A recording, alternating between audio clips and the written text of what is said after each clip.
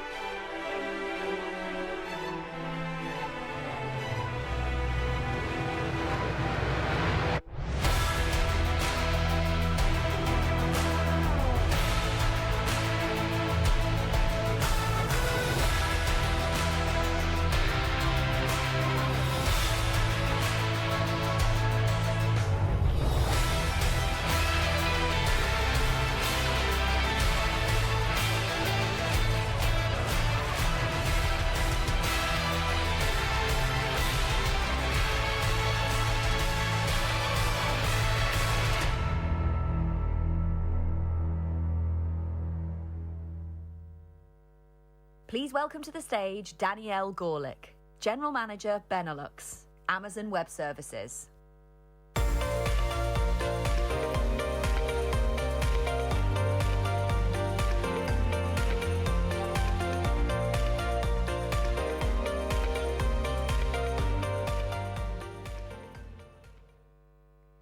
Guten Morgen. I hope I said that right. If not, you can come over and correct me later. Who's excited to be here at the AWS Amsterdam Summit 2024? We have so many people here. I think we can do a little bit better than that. Who's excited to be here? Yeah. So I've actually been living in Stockholm for the past 5 years, and I'm in the process of relocating here to this wonderful city that we're in today. And the first thing that I noticed when I came into the city was the sheer number of cyclists that you have on the road. I'm sure that many of you in the audience actually cycled here today. Who cycled? Amazing. You are all very, very brave. Although my team has told me I will be able to do this like a pro within a year. So find me later if you have any tips for me to become a pro cycling through the city. Thank you all so much for taking time out of your busy schedules to spend the day. The summit is a unique opportunity to come together, share knowledge, and truly reimagine what's possible. We have more than 4,000 customers here with us today, and we have over 70 sessions available for you, from business transformation through to technical deep dives, so really something for everyone. Now I want all of you to get your phones out because there's going to be a QR code for you to scan in the next slide. Make sure you take some time to stop by the expo hall. There's so many interesting interactive experiences for you. The one that I'm particularly excited about is the AI Zone, where you're going to be able to see how customers are innovating with generative AI. Before we dive in, I want to take this opportunity to thank our global sponsors and also our Diamond and Emerald sponsors. Today would not have been possible without you. I would also like to thank our gold, silver, and bronze sponsors and our training partners for coming together to make today happen. Let's give all of our sponsors a really big round of applause.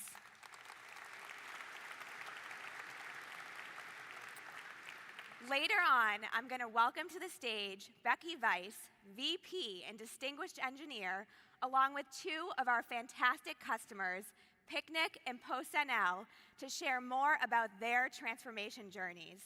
But before I do that, I want to share with you how AWS is helping to create a thriving digital economy across the Benelux region. But let's take a step back. The reality is that businesses have been facing tough challenges in the past couple of years. Increasing inflation, increasing interest rates, supply chain disruptions, and this has been a really difficult mix for businesses to respond to. I know that it's really easy to talk about innovation when times are good, but it's so important that we also lean into innovation in times of change and uncertainty. Because this is an amazing opportunity. It's an opportunity for new ideas, for sparks of innovation, and to reimagine the way that we've done things before. And the great news is that businesses across the Benelux are already responding, and they're already harnessing the power of data and AI to truly transform their industries. The EU has set some really ambitious goals to become a leader in the digital economy by 2030. And one of those goals is to ensure that 75% of EU businesses are adopting AI. We conducted a study together with Strand Partners, and the good news is that businesses here are ahead, with 43% of businesses adopting AI in 2023.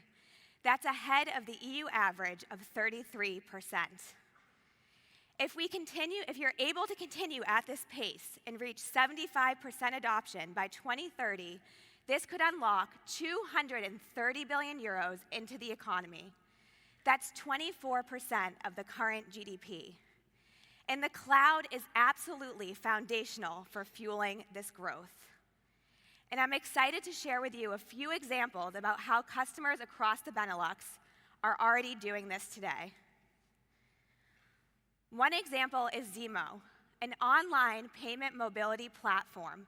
They're shutting down all of their data centers and going all in to AWS. This is helping them to improve their business continuity, improve their security posture, and help them to rapidly scale their solutions all across Europe. They're already harnessing the power of data and AI to provide employees insights into their mobility footprint and help their customers reach their regulatory reporting needs. Another example is Luminous, an energy company based out of Belgium. They're harnessing the power of data and AI to be able to predict wind and solar energy accurately. This is helping them to improve grid management, increase the amount of clean energy being used, and reduce their carbon emissions. However, skills continue to be a challenge across the Benelux region. In that same study that I mentioned earlier, it says that only 8% of businesses here are able to find the talent that they need.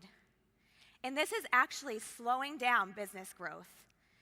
We're committed to bringing more people into the digital economy, and we've made a commitment to train 29 million people for free by 2025 through AWS education programs. One that I'm particularly proud of is AWS Restart, a program dedicated to help unemployed and underrepresented talent start careers in cloud computing. Just a few months ago, we announced AI Ready, a new commitment to train 2 million people for free in AI skills by 2025. We've already trained 3 million people across EMEA and 50,000 here in the Netherlands. We also work really closely with our customers and our partners to build customized programs to fit their needs. One example is our collaboration with Rabobank and Ite Vitae to build a customized training program for neurodiverse talent. We use the techniques from Ite Vitae to customize our training program and also combined it with the AWS cloud game in order to help those living with autism learn and get cloud certified.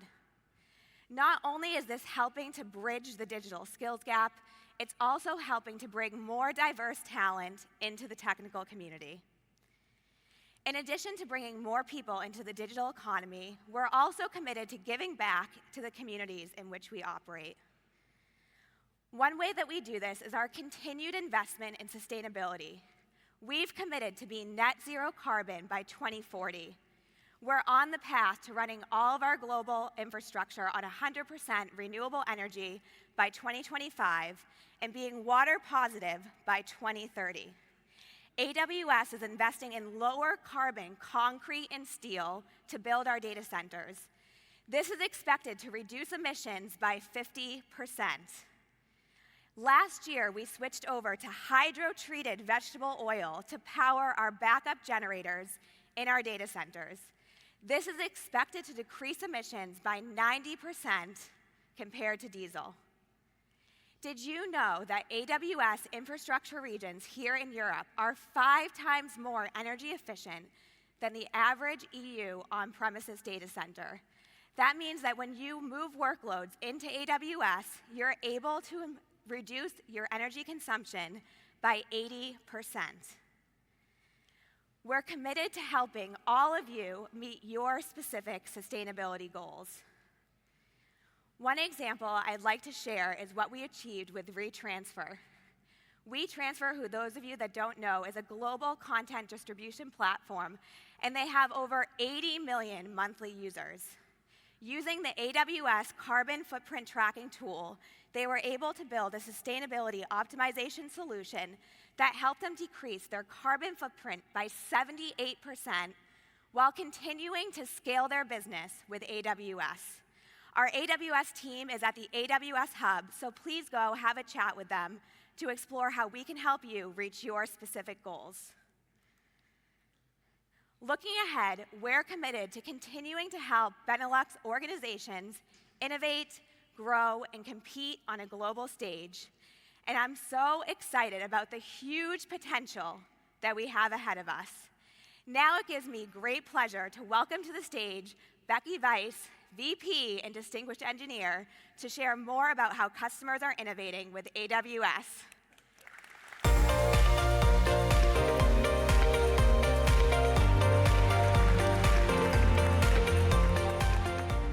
Thank you so much, Danielle. Wow, it's truly inspiring to hear about the massive momentum here in Benelux. It's astonishing, isn't it? The ideas and projects that are taking shape all around us today, these were the stuff of dreams even just a decade ago. And today, they're not just ideas, they're becoming reality. But how do we get here? And what can we learn from that journey? Well, over the ages, it's been these technological breakthroughs that have turned the impossible into everyday reality. Most of you know about the Industrial Revolution, where the invention of interchangeable parts gave rise to planes, trains, and automobiles. And this changed how we traveled and produced, making the world more connected and more productive. And then there was the digital revolution brought about by the invention of the transistor and the operational amplifier, creating a big bang of electronics such as cell phones and laptops. And that revolutionized communication, making technology part of our everyday life. And this information age that we're in right now, made possible by the internet, cloud computing, and advances in data storage, has made the world feel yet smaller and more connected. Take the internet, which made Amazon.com able to launch an online retail business that would go on to serve hundreds of millions of customers. Or cloud computing, which we ourselves at AWS pioneered, which has helped companies of any size build and scale businesses from all over the world. So in the early days of Amazon.com, we faced challenges of provisioning and managing technology infrastructure. So we set out to revolutionize the IT industry with AWS so that anybody, even a university student, would have access to these powerful technologies that previously only large companies did, and so that they could use it on demand, securely, reliably, and cost-effectively.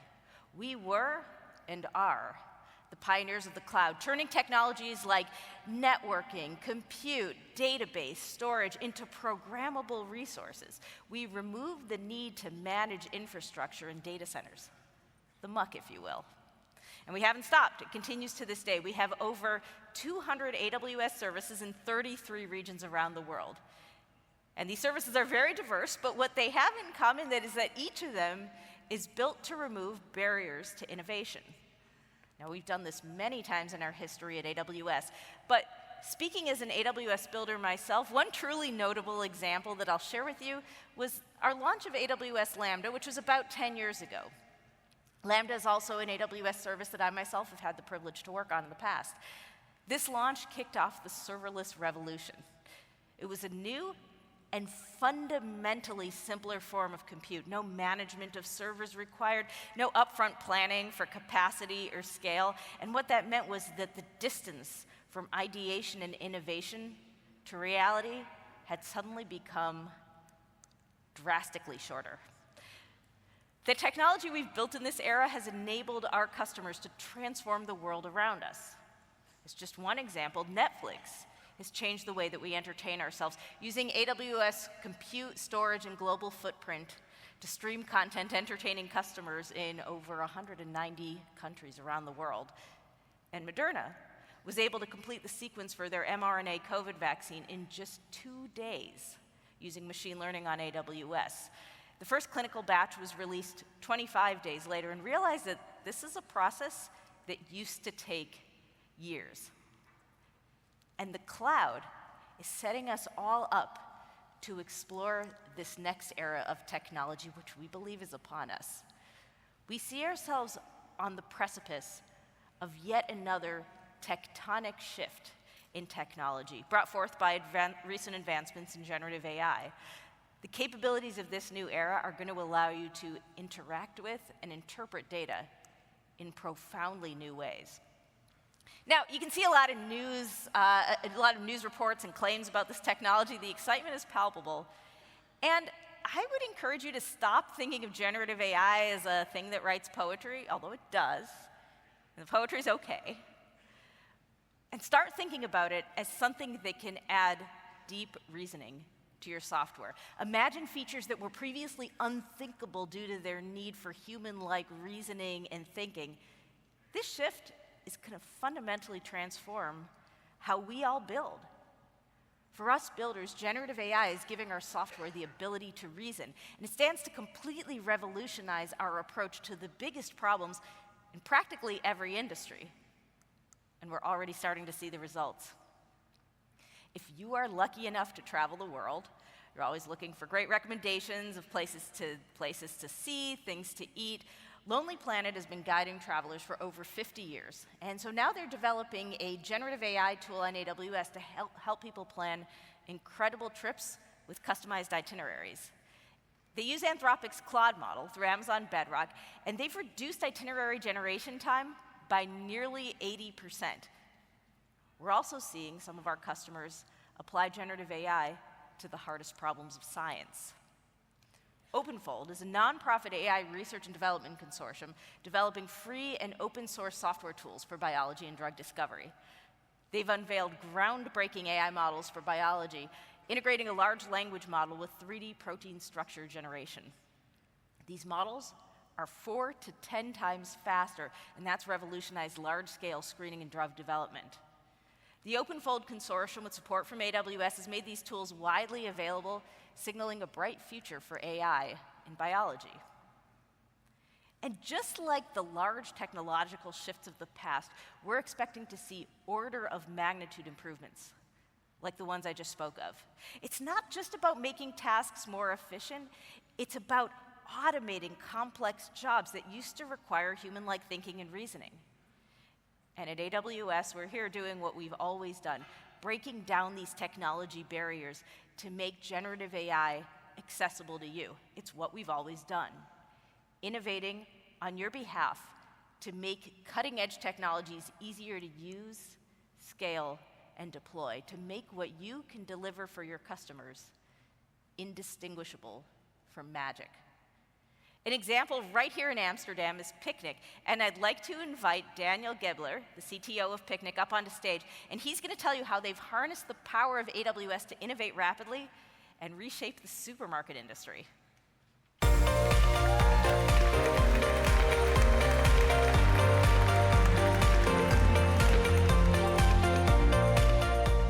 Wow, wow, wow. What a great energy here in the room, and really exciting to see how everybody is looking to use this kind of new exciting technology to invent kind of new ventures.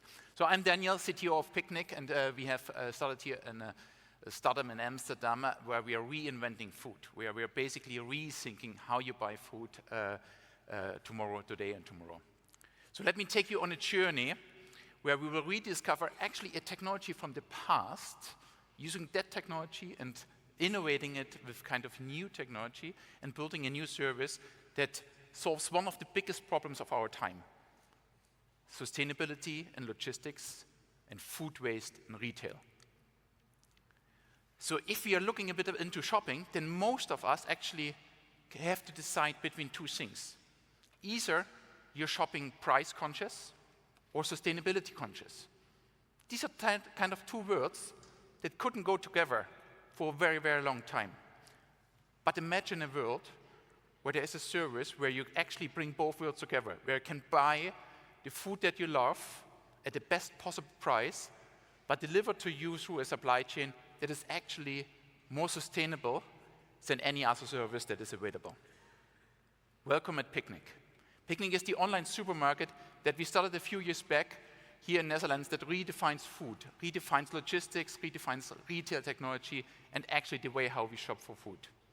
And logistics is something for many of us is behind the scenes, but for us it became a true innovator for the way how we actually serve our customers, for the customer proposition. And hence it became an actual flywheel for growth, where we are serving now millions of customers in Netherlands, Germany, and France. But in that kind of world, we need to think first about what are the first principles of food retail. And there are principles like, for instance, you don't want to shop, you don't want to pay online more than offline. Pretty obvious.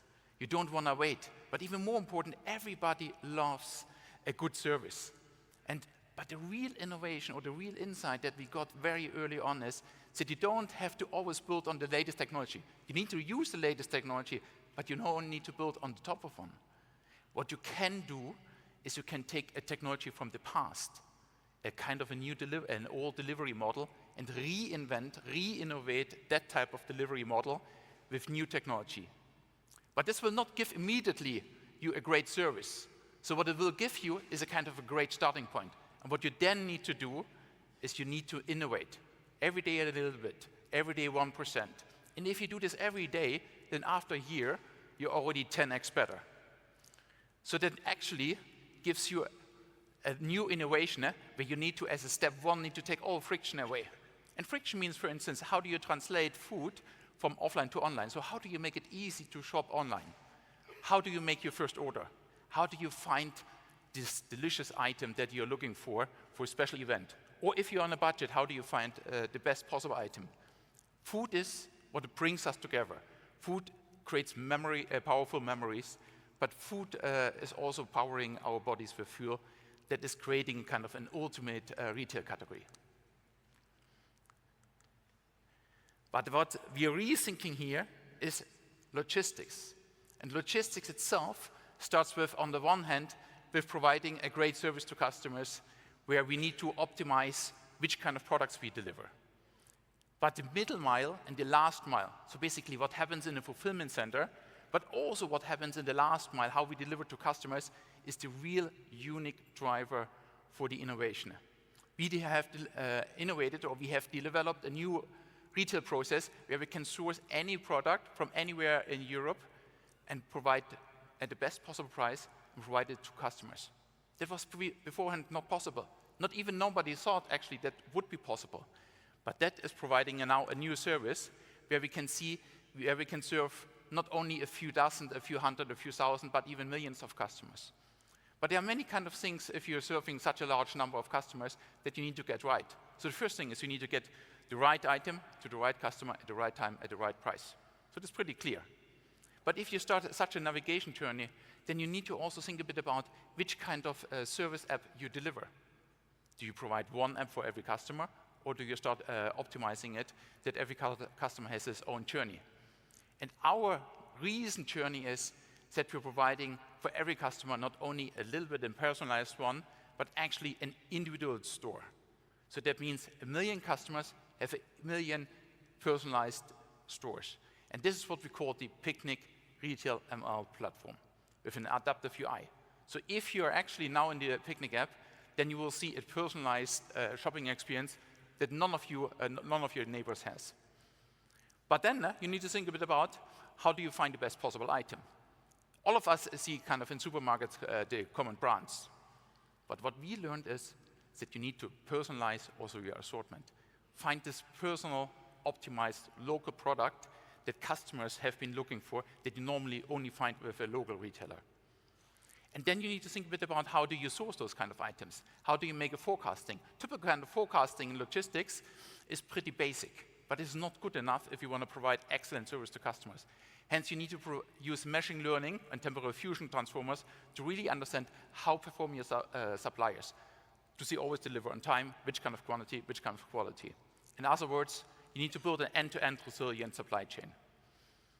And then you need to think a bit about how do you make a fulfillment process. The fulfillment process in a fulfillment center is usually manual. And then you optimize and you automate this step by step. But automation in fulfillment brings you only so far. The real kind of real driver for efficiency is that you provide a personalized fulfillment process. That means optimize it for every single product, for every product category, for every fulfillment center. Because there are so many different items in the fulfillment center that you need to really tailor it to the specifics of a fulfillment process.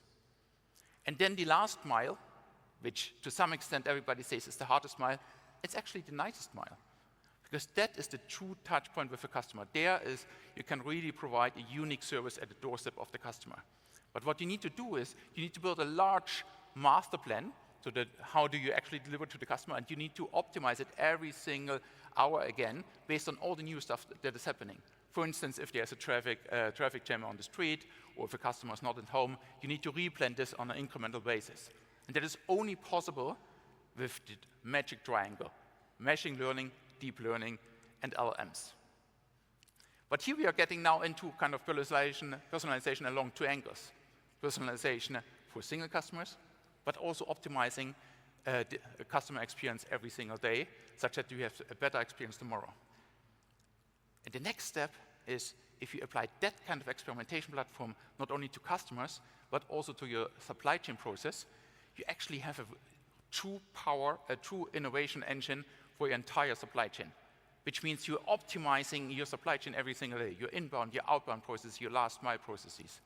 And that means you're moving, for instance, the launch in a new country from a month to weeks.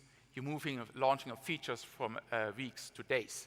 And you're creating every single minute new insights with your customers. And then you actually, with a personalized experience in the app, you also need to think a bit about how do you actually customize those kind of experiences where you have, for some customers, intent-based search, for some customers you need actually keyword search, for some customers only single listing of items. But single listing of items is not good enough. Sometimes you need to want to offer meals. Sometimes you want to have even meal plans. And that is only possible if you actually optimize your, the effort that you put in such an app, that you focus on the customer experience. So that means you're focusing on how to build the app, how to build the supply chain experience, and everything else, the underlying platform, comes from a provider like Amazon. For us, it means if you want to launch a kind of 500,000 campaigns in one go, then we simply scale up. If there's a new ML innovation happening, then we simply can train the inference. So that is all in one go with this kind of underlying platform. So where does it take us from here? On the one hand, if you build a kind of a retail platform where you can serve all customers with food, you're seeing every single customer many, many, many times every month. In such a world, you can even think of building a super app that's actually providing a unique service that goes beyond food to customers. Not yet there, but certainly with that kind of technology, all possible. To wrap it up, this kind of experience is certainly something where we just want to tell you, eat smart, stay healthy, and remember, every day, one improvement. Thank you.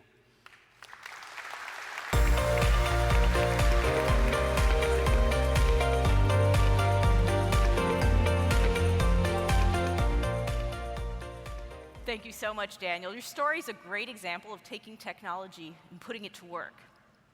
So in 2023, we saw a lot of customers really grappling with generative AI. They could certainly see the potential, and maybe even we're starting some experimentation, but we all know that there's quite a few challenges in the way of bringing proofs of concept into production. We at AWS have built services specifically designed to help you make that transition. We're making it easy to build and scale generative AI customized for your data, your use cases, and your customers. And we find that it's helpful to think of these offerings as a stack. The bottom layer is the infrastructure used to train foundation and large language models and run them in production. The middle layer provides access to the models you need, along with the tools you need to build and scale your AI applications.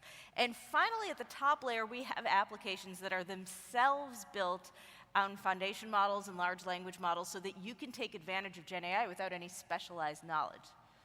So we're going to dive a little bit deeper, and we're going to start at the bottom of that stack. So with these models, there are two main types of workloads, training and inference. Training is required to create and improve foundation models by learning patterns from large amounts of data. Inference uses those models to generate outputs like text, images, and video. And many of you may not engage directly in the building of foundation models. Nonetheless, it's our deep investment in that layer that enhances the capabilities that we make available to you at the higher layers. So at this infrastructure layer, you're going to find services such as SageMaker, which makes it easy for customers to build and train models with tools and workflows for the entire life cycle. Now, these AI workloads often do require massive amounts of compute power. So to make Gen AI use cases economical and feasible, you're going to need to run your training and inference on infrastructure that's incredibly performant and cost-effective, as in purpose-built for AI. And that's going to include the NVIDIA GPUs, like the H100. So GPU-based EC2 instances are built on the performant foundations of AWS storage and networking services, the broad array of orchestration workflows and open source framework support. With EFA networking, you can even provision ultra clusters of up to 20,000 GPUs to support your largest workloads. And all these innovations come together to make AWS the best place to run GPUs in the cloud. So when NVIDIA wanted to build the world's largest GPU supercomputer, they came to us. Project SIBA is a collaboration between NVIDIA and AWS. It will feature over 20,000 Grace Blackwell 200 superchips and our fourth generation EFA networking, providing up to 800 gigabits per second per superchip. This is going to be capable of processing a massive 414 exaflops of data. We've also built on our experience running AI workloads to develop our own custom silicon. Over the past 5 years, our investment in custom silicon has led to significant cost reductions in ML training and inference. AWS Trainium and AWS Inferentia can reduce training costs by up to 50% and inference costs by up to 40% compared with similar Amazon EC2 instances. The benefits of AWS custom silicon extend beyond cost and performance to sustainability, enabling our customers to reduce the energy required to power training and inference. Now, when customers start building with generative AI, they typically have questions like, which model should I use? How can I move quickly? And what I think is the most important question, How do I keep my data private and secure? This is why we built Amazon Bedrock. Bedrock is the easiest way to build and scale generative AI applications with large language models and other foundation models. Customers in virtually every industry are using Bedrock to reinvent their user experience, products, and processes to bring AI into the heart of their business. Amazon Bedrock is a fully managed service that offers a choice of high-performing foundation models from leading AI companies such as AI-21 Labs, Anthropic, Cohere, Meta, Mistral AI, Stability AI, and Amazon, all via a single unified API. And since last week, we've been offering the Anthropic Claude 3 model in our first European region, in Paris. This customer choice is important because we believe that no one model will rule them all. We're aware that it's still early days in generative AI, and each of these models is going to be evolving at unprecedented speed. So it's going to be really important for our customers to have the flexibility to use different models at different times with different data and for different use cases. And for this, Amazon Bedrock has you covered. And no matter which of these models you use, we're all going to need generative AI to be deployed in a safe, trustworthy, and responsible fashion. That's our North Star. We need to unlock Gen AI's full potential while mitigating its risk.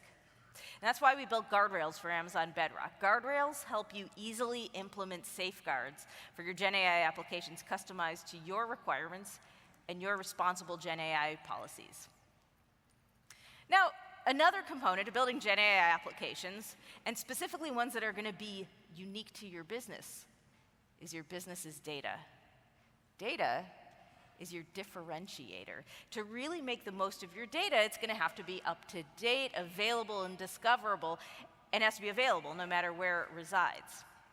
And the first step to all of this is making sure that your data is in the cloud. Now, one customer that really understands the power of their data is Adobe. Let's take a look. Cell phones and devices on vibrate, please. Sorry, we're picking up your bracelets on the mic. You could Gen AI them out.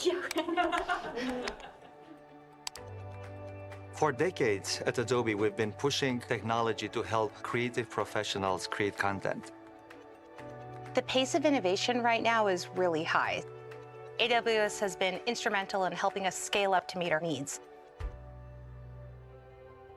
Firefly is our family of foundational generative models.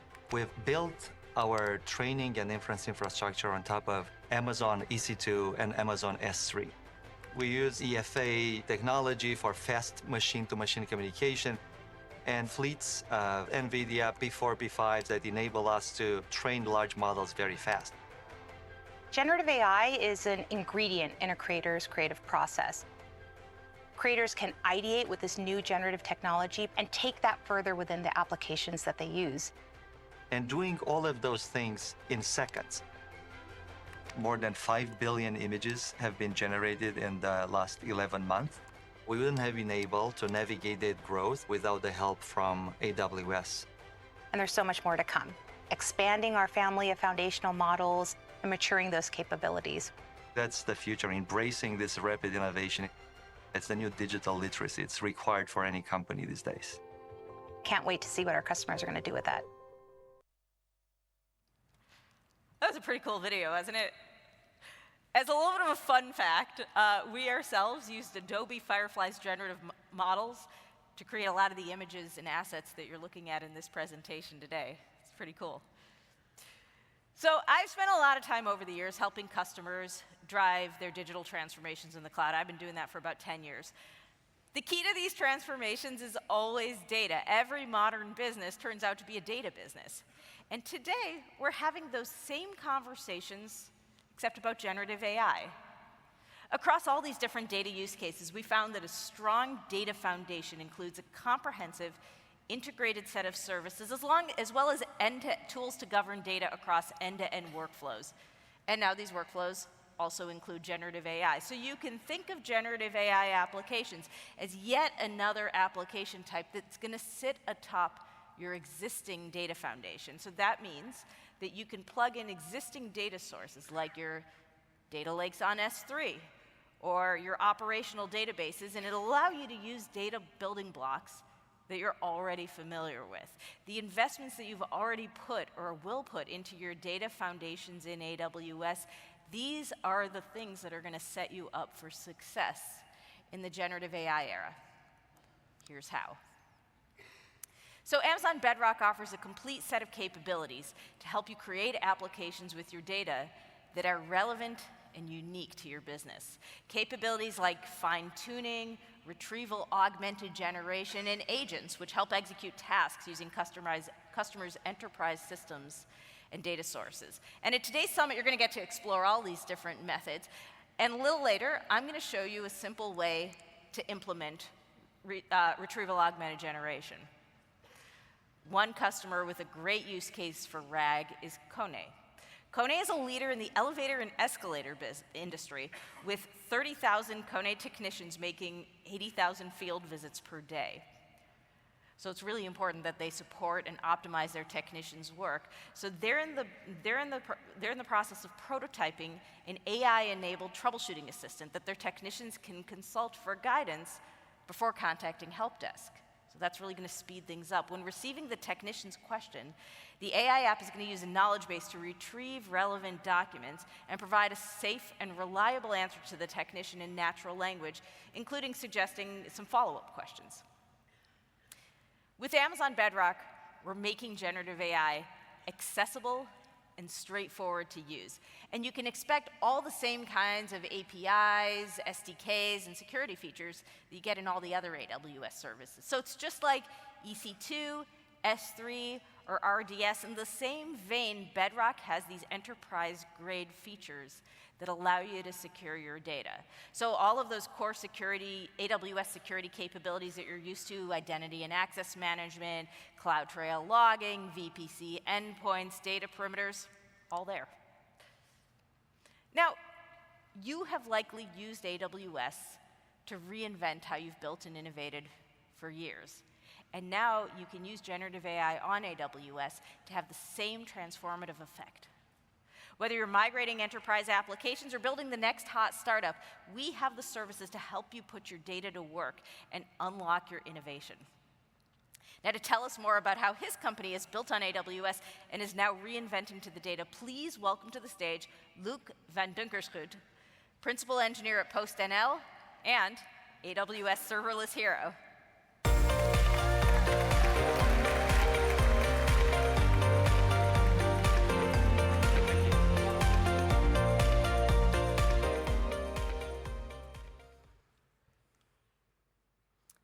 At PostNL, our purpose is to deliver special moments. When you receive an unexpected letter from a loved one, that's special. It makes you happy. When you expect a new pair of shoes or a new graphics card, your heart jumps when the doorbell rings. And it is up to us to deliver these moments quickly, reliably, and predictably. But it's not just your parcel, your street, neighborhood, or city. PostNL delivers an average of 1.1 million parcels per day. And we have been delivering for a very long time. PostNL traces its roots back to 1799. So this year, we're celebrating 225 years of history. Now, you don't get to the ripe age of 225 without adapting to constant change. And over the centuries, we have adapted from horses to cars, from physical post offices to the internet, and from letters to parcels. In more recent history, the rise of e-commerce and digitalization have been the main drivers for change at PostNL. So let's talk about our approach to software over the past 15 years. Before 2012, we mostly used commercial off-the-shelf and vendor-built solutions, which were hosted in our own private data centers. In 2012, we decided that maintaining data centers should not have our core focus, and we migrated everything to AWS, making us one of the first European enterprises with a public cloud-only strategy. In 2018, we renewed our strategy. Following Mark and Ries's vision that every company is a software company, we started to build our own logistics software in-house, and we became a real technology-driven company. Our goals are to build the exact features and services you need, and to make sure that these services are always available. After all, if our website is down or your parcel is delayed, you could also call that a special moment, but it's not quite the experience we want to deliver. So reliability is one of our highest priorities. When we decided to start building our own software, we found that serverless and cloud-native solutions on AWS were the best platform to build our applications on. So let's explore why serverless is a perfect fit for PostNL. First, seasonality. Seasonality is the ebb and flow of volumes on a given time scale. At PostNL, we experience seasonality on a daily, weekly, and yearly basis, where November and December are twice as busy as the summer months. However, by choosing serverless, our development teams hardly need to think about seasonality. Serverless elastically scales up and down with demand, reducing a lot of operational overhead. Another thing our engineers hardly need to think about is software patching and maintenance. When using truly serverless services like S3, DynamoDB, or SQS, the maintenance of the underlying application is completely and invisibly managed by AWS, allowing our engineers to spend more time building features. And then there's high availability. And this is an extremely important, but also very complex topic. It involves availability zones, failure detection, failovers, immutable resources, and many more challenges. But with serverless, we get all of this out of the box. And another great benefit of using managed services is the security responsibility carried by Amazon. For example, when the Log4j vulnerability was found, Amazon patched their applications, their operating systems, their runtimes. They even patched Lambda to protect customer application code from abuse. So to summarize, we chose to mandate serverless so we can delegate the most difficult problems to AWS. They take care of the infrastructure and mechanisms to scale with demand. They fix bugs, they patch their systems, they improve performance, and they develop new features. They make sure their services are highly available, reliable, and secure. And by embracing serverless, PostNL automatically gains a very strong application foundation, which allows us to quickly and reliably deliver features and parcels to our customers. And it doesn't stop there. By embracing serverless, we position ourselves very well for whatever comes next. Whether it's machine learning, or digital twins, or generative AI, or IoT, the services powering the next generation and the next revolution will be in the cloud, not in your private data centers. But embracing cloud-native design is not a flick of a switch. You don't decide to be a serverless company and ta-da, you're it. Instead, it's quite an investment. So let me tell you about the ways we make serverless work in our enterprise. Because we chose to mandate serverless, we ask our engineers to understand distributed systems and to be intimately familiar with the serverless ecosystem. This is not easy. It requires long-term investment in people and culture. And one of the ways we do that is by providing formal education, such as classes and workshops, together with AWS. We also foster our engineering community by hosting knowledge shares and community-led tech improvement charters. At the same time, we have found that a very effective way to promote good serverless engineering is by making the right thing easy. For example, we offer one-click solutions to deploy new AWS accounts, which are then automatically integrated in our network architecture, version control, cost monitoring, and security tooling. On the other hand, we also have strict guardrails in place. For example, we have service control policies, which prohibit the creation of EC2 instances and IAM users. And this forces our developers to make the right decisions regarding cost, security, and operational overhead. So embracing serverless is an investment. We invest in learning and development, in setting up guardrails, and to build a truly cloud-native application landscape. The payoff is an extremely scalable, reliable, and secure logistics system with low operational overhead. And this allows our engineers to focus on what matters most, delivering special moments to your doorstep. Thank you.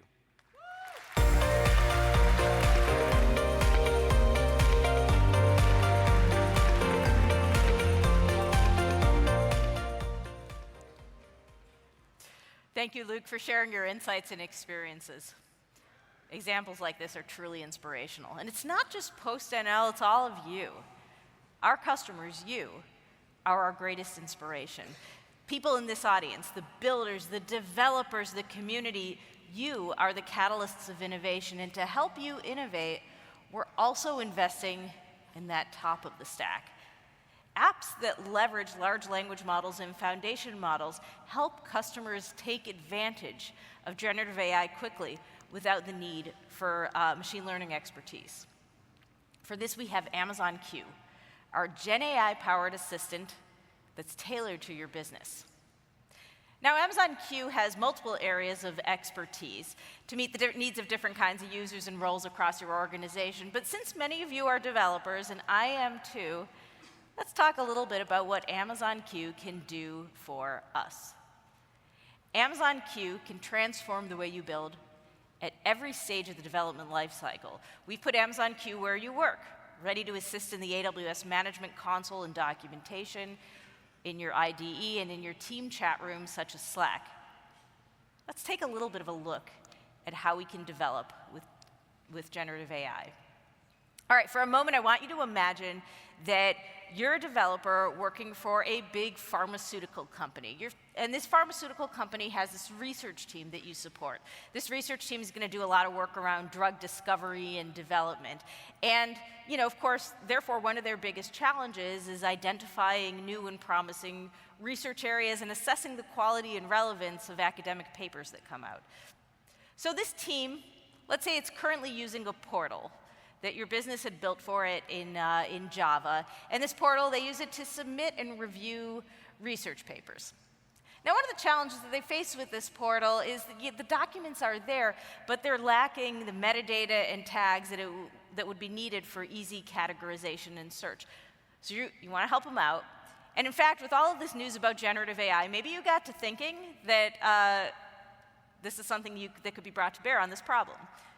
So you start making a plan. Like maybe you can implement this new functionality by creating a Lambda function that invokes Bedrock to summarize, add tag, and append this metadata to your documents.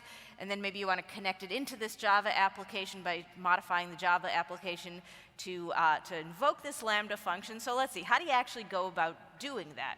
Because maybe you're not an AI expert. But luckily, Bedrock makes it extremely straightforward to add these generative AI capabilities to your application. So you might decide to try the Amazon Titan Text Express model, because you've heard that it has a pretty good balance between speed and efficiency. So you go to Q in your IDE and you ask, how do I call a Titan Text Express model on Bedrock? And Q comes back with step-by-step instructions on how to implement this Bedrock code, along with a brief explanation of what's happening at each step. So you're someone who's never worked with Bedrock before, but Q is making it very easy to understand what each step does, and it's going to get you quickly up to speed with Bedrock. So Q provides you with step-by-step instructions. And as you can see, it only takes a few lines of code to invoke any model in Bedrock. In fact, you might decide, okay, I'm getting good results here. Bedrock gives me a choice of models. Let me try a different model. Let's compare and contrast the results. So you decide to take Anthropic's Claude 3 Sonnet to summarize these documents. See how it compares. So then you go back to Q in your IDE and you ask, how do I call the Claude 3 Sonnet model on Bedrock? And once again, Q gives you the code you need. It's not actually that different, and you can easily add it to the function by pressing the Insert a Cursor button. Okay, but we still need to develop this Lambda function. Maybe you've decided to develop it in Python. So you can use QDeveloper to help you get that Lambda handler code written, help you kind of build the scaffolding. So you can type what you want in natural language, and QDeveloper comes back within a couple of seconds with a few code suggestions of how you might implement this Lambda handler. Okay, now we've got the Lambda function code complete. Now we need to go back to this Java portal and this existing application and modify it to invoke the Lambda function. So maybe you're a new developer on this team, maybe not super familiar with how this application hangs together. So what would you normally do? You'd normally go exploring, figure out what the component parts are and how they work together, and what are the right insertion points to add this new functionality. But you could save time getting up to speed, and you could use Amazon Q in your IDE and ask, what does this project do? Q is going to analyze the code and provide a detailed explanation of your current project.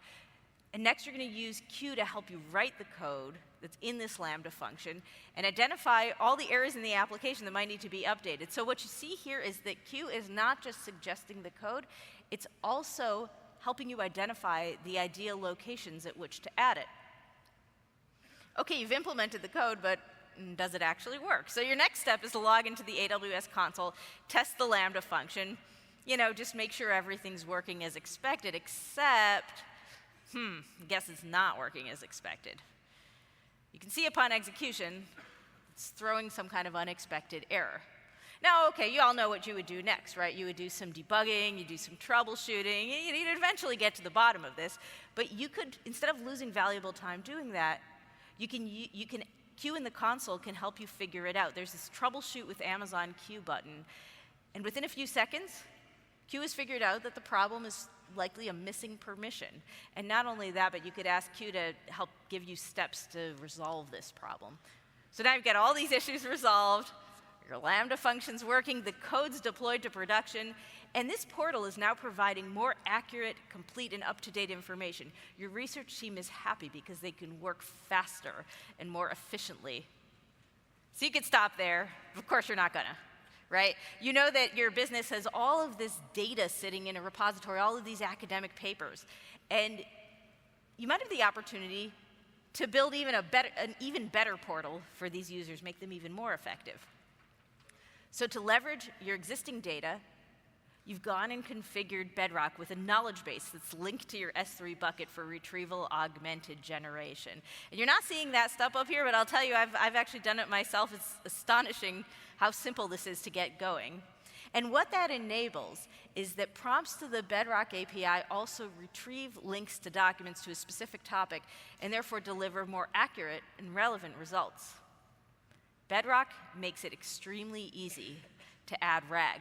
All you need to do is use Q to help you update your Lambda code to include a knowledge base when invoking the Bedrock model, so that you can invoke the model and retrieve related information with links to the knowledge base all in one combined call. So with a few additional lines of code, you were able to quickly and efficiently find these relevant research papers from your vast document repository.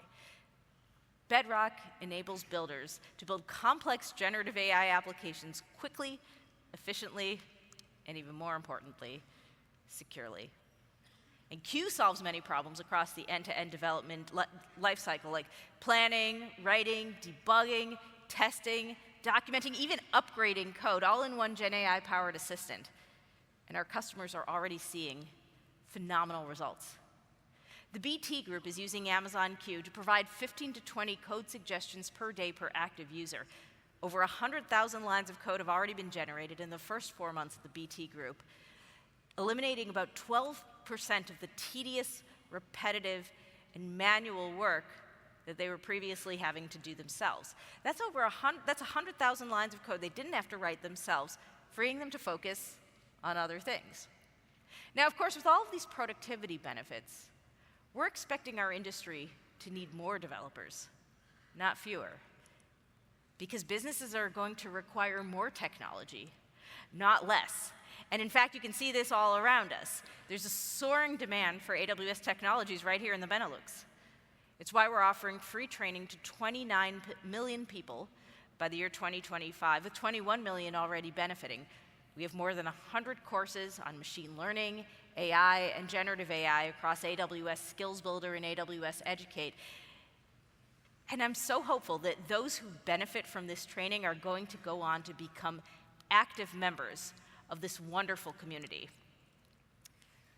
Globally, we have over 250 AWS experts across 54 countries whom we've recognized as AWS heroes because of their enthusiasm for knowledge sharing, and that has had a tangible impact on the community. We have over 2,900 community builders, over 500 user groups, and 75 cloud clubs. This AWS community is truly wonderful. Earlier this morning, you heard from our serverless hero, Luke from PostNL, and I would highly encourage you to engage and reach out to your local user groups, meet your local heroes, and join in the amazing community activities that they organize. This is going to help you deep dive into AWS as well as learn from each other. Whether you're integrating generative AI into your applications or using it yourself to build more efficiently, there has never been a better time to be a builder. And we may not have been around for the invention of interchangeable parts or the transistor, and some of you weren't around for the birth of the internet, but these inventions and breakthroughs, they have transformed the world around us. We now stand on the precipice of a new age where your innovations can have a profound impact on the world. So while you're here at the summit in Amsterdam, learning about all these tools, solutions, and partners in AWS, I have just one question for you. What magic will you build? Thank you so much, and I look forward to seeing you all around here at the summit in Amsterdam today.